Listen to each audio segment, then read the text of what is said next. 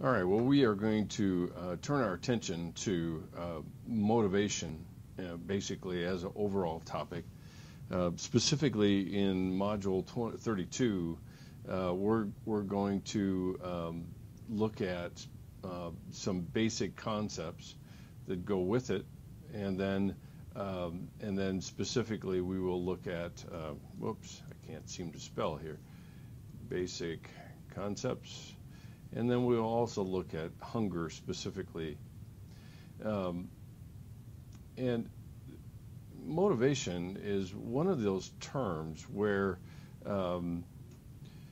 we use in everyday parlance all the time. How motivated are you? What kind of motivation do you have? And when we look at somebody who's accomplished great things, we say, how single-minded their motivation is. Sometimes I wonder if in this little cartoon, if this isn't the conversation that often happens in any college dorm room between people getting ready to get a particular job or not job, get a particular project done. So let's define our concepts here. First of all, motivation essentially is defined as a need or desire that energizes or directs behavior. So need, desire, and directs or energizes behavior. So depending, directs behavior, energizes behavior. And basically what that means is that it provides the energy, the focus to get certain things done. And so motivation, as a definition, is a need or a desire that directs behavior or energizes it.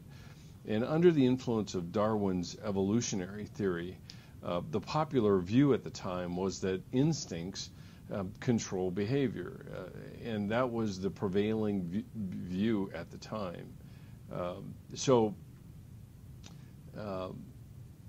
And the Darwinian evolutionary theory basically said that if a particular behavior was adaptive, created an adaptive advantage for a species, then they would survive. So, and a couple other ones we're going to look at here. Drive reduction theory is another perspective, and then probably the most popular and well-known is Maslow. So let's just get into this real quickly.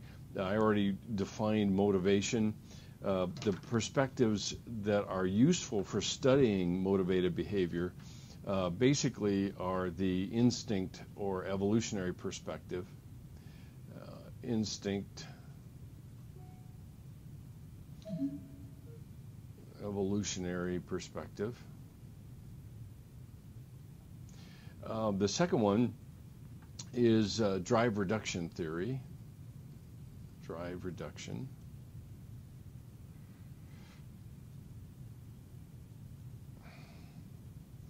And then third is arousal theory.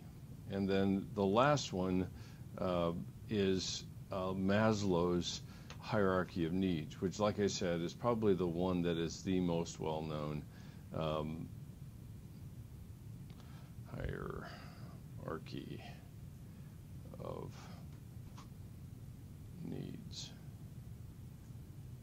And that's Maslow, and that's the name that most of us in psychology at least operate from, that particular perspective. So first and foremost, under Darwin's influence, early theorists, and this is what this one leads to here, is early theorists viewed behavior as being controlled by instincts, complex behaviors that are rigidly patterned throughout a species, and are basically unlearned. And so instincts were the prime moving force for all behavior, and that was a connection between the animal kingdom and humans. And the problem is that when it became clear that people were naming, not explaining various behaviors, just simply by calling them instincts, this approach basically fell into disfavor. And so when we call something an instinct, it doesn't necessarily explain how the actual behavior is produced, and that's why instinct theory or evolutionary theory basically turned into not much of anything, essentially, and didn't really have much context or influence on how we thought about motivation itself. Now, the second one, drive reduction theory, basically proposes that physiological needs create aroused psychological states that drive us to reduce or satisfy those needs. That's why we refer to it as drive reduction theory. So needs basically lead to arousal that then leads to the a drive. So arousal then leads to drives by which we seek to reduce or satisfy the need. So that really is the link between drive reduction and the drive theories or drive theories at all. So the aim of drive reduction is a key term in understanding drive reduction is the term homeostasis, and we will return to this term in another context, but essentially what it's describing is a state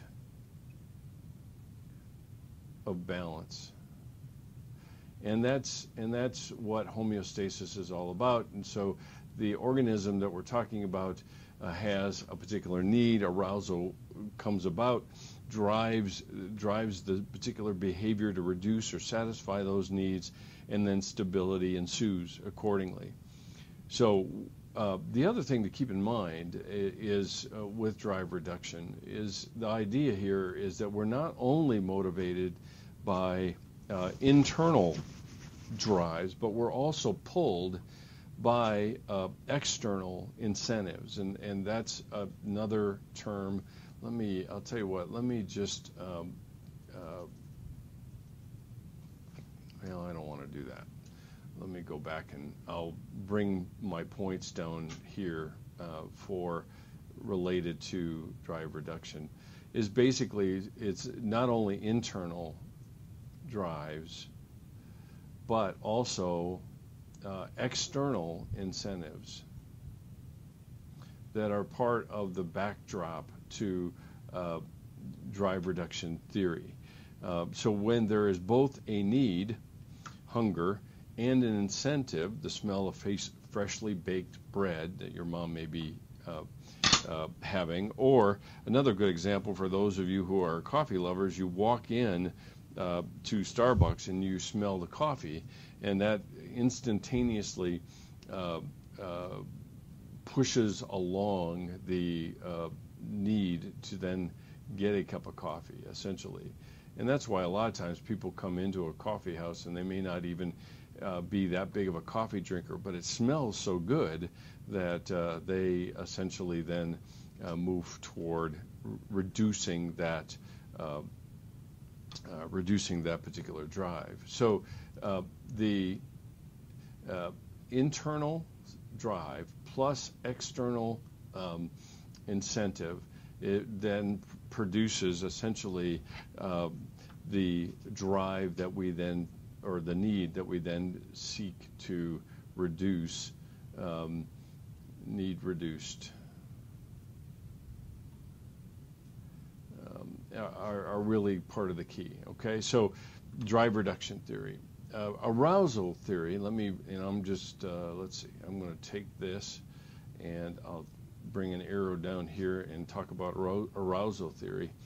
Arousal theory states, rather than reducing a physiological need or minimizing tension, some motivated behaviors increase arousal. And so motivated behaviors behaviors lead to increased arousal. I'm going to run out of space here. Okay? So, for example, a good example here would be curiosity-driven behaviors.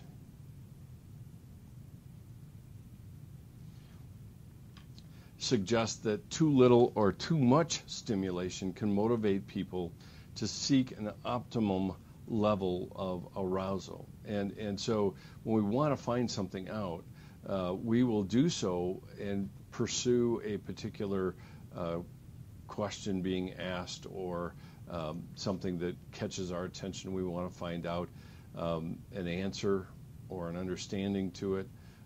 Unfortunately for me, because of the nature of how I tend to pay attention to the world around me, I'm always curiosity driven. I'm always trying to find another answer or try to understand something.